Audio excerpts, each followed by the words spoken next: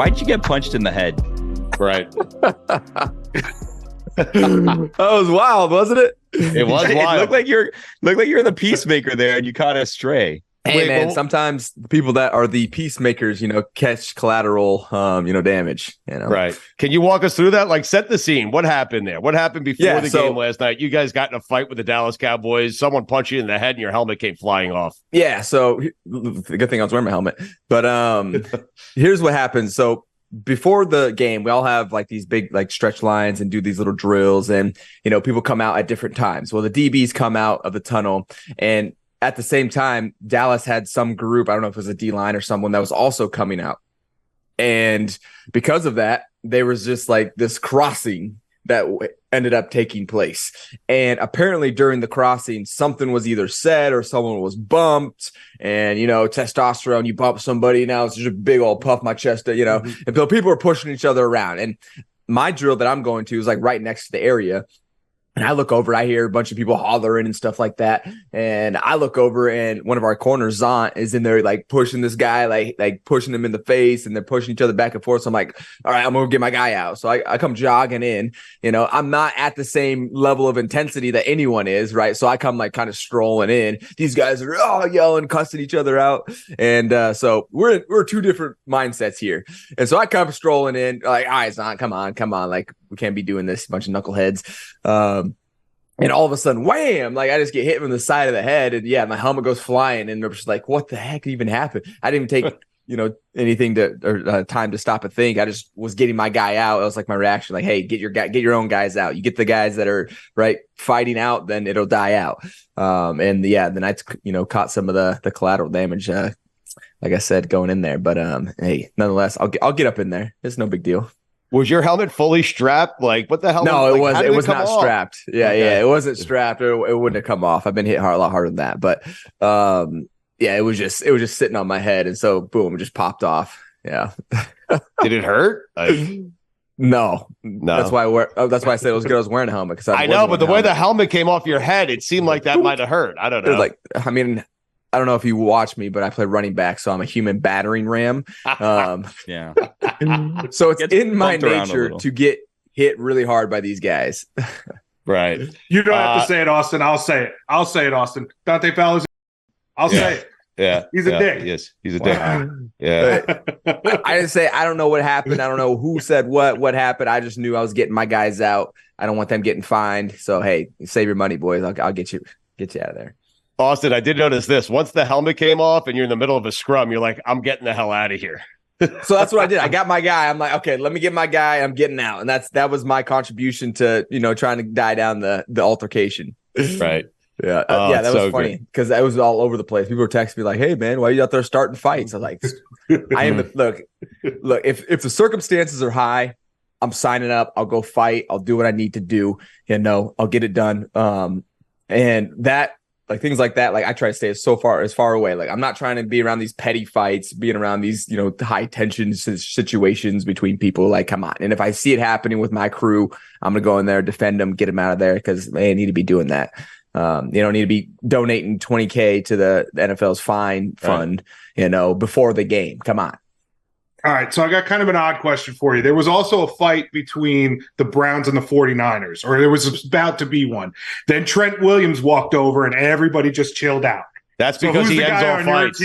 That's what I'm saying. So who's the guy on your team that you're just like, man, I just hope he walks over right now, because then this is just over? Ooh, do we have a guy on our team? I mean, it wasn't you.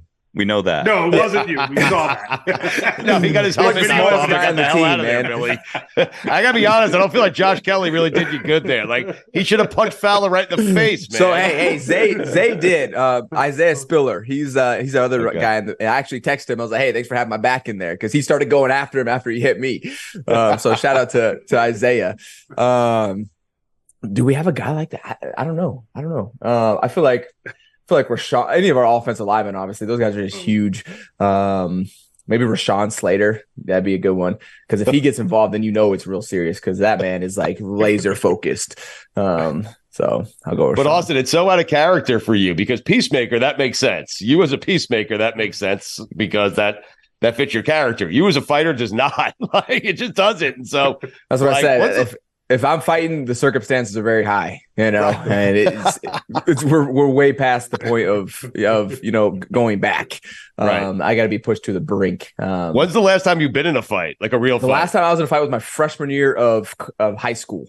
Okay. And I called this guy's girlfriend, an inappropriate name, and he's like, "All right, at the park, we're gonna go fight."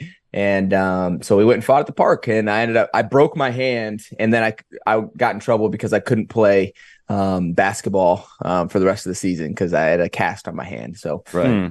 That's old school shit, right? No one wins. Like, I didn't win. Right. Like, win the fight, but lose. Now I can't even go play basketball. And it's like, come on, won the fight, but lost the war. Right. Exactly. So I was like, come on. Wait, so that's some old school shit right there. I'll meet you at the park. Was there like a set time? Park at lunch, man. Showed up. So yeah, him and his crew showed up, and me and my crew showed up. And this dude was a lot taller than me. He was like 6 foot, and I'm still like 5'6". And I remember he was like older than me, so he was like, "Hey, you got to throw the first punch because I don't want to get in trouble." I was like, "All right, wham!" And then we just started going at it. But yeah. Wait a minute. The guy you were fighting said, "Hey, you need to throw the first punch because I don't want to get in trouble." Because he was older than me, and he was like 18, and I was like 16, and so anyway, we don't need to go into the details of my fighting. Yeah. Let's digress that conversation. Did Fowler say anything to you during the course of the game? Anything? Who? Fowler, the guy who punched you. Oh no.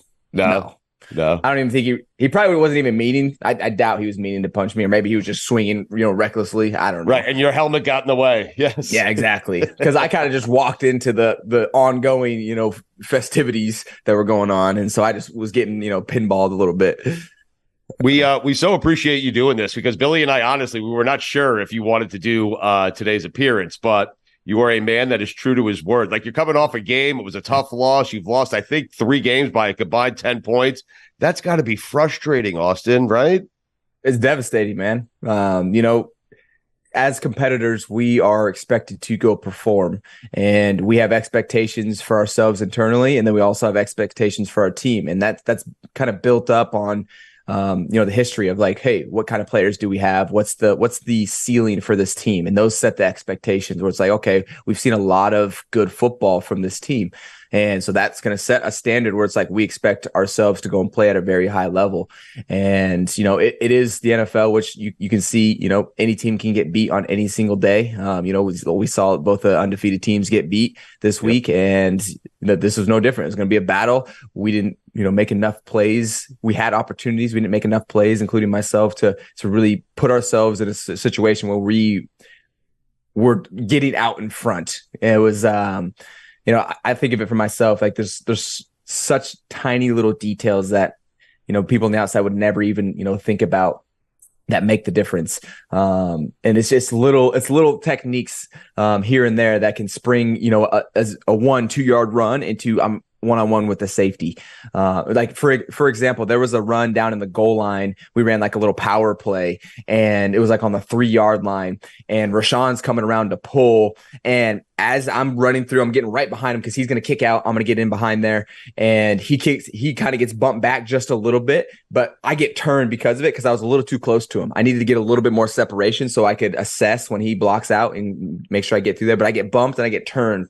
And instead of being able to run forward, and actually it would have been a walk-in if I wasn't obstructed, but I get turned. And so now I have to catch my balance, and then I finally get going vertical again, and the safety comes over the top and makes a play on the 1 yard line. And so little things like that, man, that make a huge difference. And you see him play out all over the place, on offense and defense, on both sides of the ball. And so for us, man, like, that's why we practice. That's why we continue to go out there and try to minimize those and make sure that we're on all of our techniques and things. But yeah, it is frustrating, obviously, especially to lose, and then, to be in a close game on Monday night, the whole world's watching.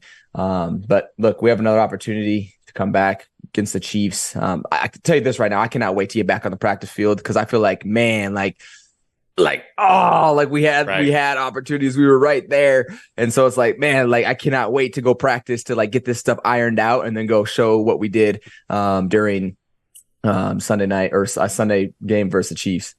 Well, you mentioned it. It doesn't get any easier for you, because now you have to go to Kansas City. You play the Chiefs in one of the most difficult environments. Is that one that you wish you weren't coming off of a short week for? It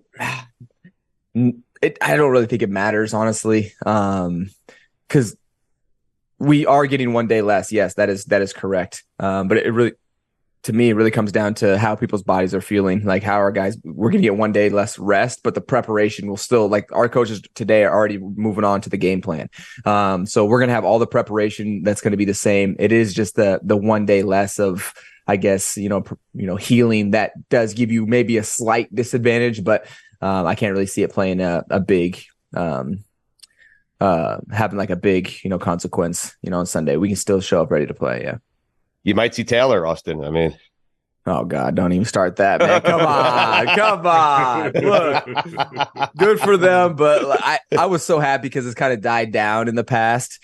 And I actually started unfollowing accounts because some accounts were like posting it like 5 times. And I'm like, okay, like, now I'm out of here. Like, these are obviously like trend chasers that are just like, oh, let's just post Taylor because it's going to give us a lot of clicks.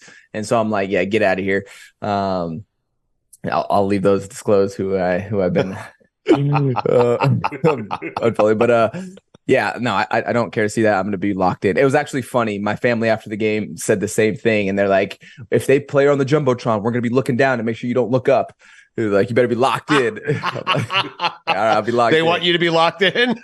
Yeah, they're like, you better not be looking up at the Jumbotron. Wait, I have a question for Billy here. Billy, did you see the final Chargers touchdown? Where because you have Austin on your fantasy team, and you've been waiting patiently for him to get back, and I'm certain you started him. When they tucked it into Austin's stomach and then threw the ball. You wanted that, you wanted a TD for your fantasy team so badly, didn't you? Falsehoods. I wanted a TD for Austin's charity. I wanted to raise money for charity. Yes, it's been a couple weeks. He hasn't gotten in the end zone. We need to raise some more money. There you go. Exactly. Yeah, I got this. Yeah, this. Oh shoot, I forgot the word for it. What's it called? Help me out, Billy. The like a promotion? No, it's the thing you're talking about. The charity.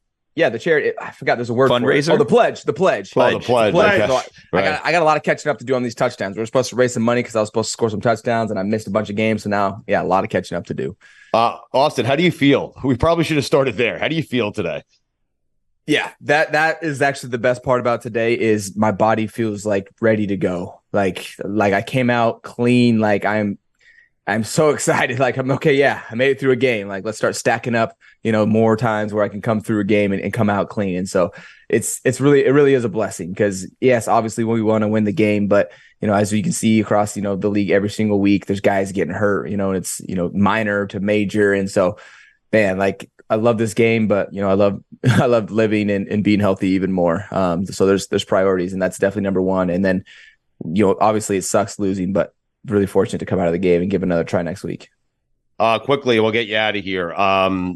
Halloween is something we've been discussing on our show all week. And I am wondering, are you a big Halloween guy? Do you do couples costumes? Do you go to parties? What do you do? Like, take us through Halloween for the Ekeler family. Man, Halloween, it used to be really lit, especially when I was younger. Out in here in LA when I first got to the league and I didn't have my fiance or my girlfriend when she was my girlfriend at the time. And then it was like, okay, we're going to LA once we get like the off day or whatever, or like maybe after the game or something, or maybe we'd have like a bye week during that time. I think my second year. And so we'd be up in LA going to the clubs, things like that, be out and about with people. And it was really a great time. But now I've gotten a little bit older. And so my Halloween has kind of died down in the intensity, and now it's like, hey, let's do some trick or treating at home, pass out candy to the little ones in the neighborhood, and kind of just chill for the night. So my going out and having a good time days of Halloween, which used to be, especially even college, were the best parties, right. Halloween parties, because for a different conversation, but yeah, I know. No, I know that conversation. Yeah.